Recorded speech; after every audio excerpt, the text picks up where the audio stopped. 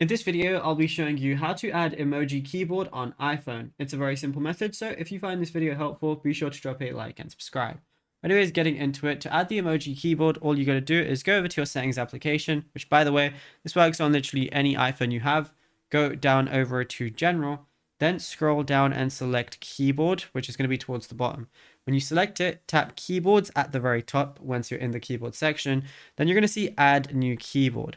Once you go ahead and press it, all you want to go ahead and do is scroll down and select emoji.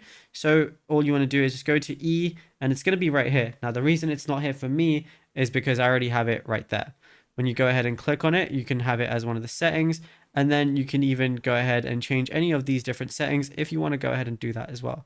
Now, that's literally it. It's as simple as that. Now, whenever you go ahead and type something, you could go ahead and use your emoji keyboard if you want to by pressing the little globe icon on the bottom left whenever you're using your keyboard. But if you found this video helpful, be sure to drop a like and subscribe.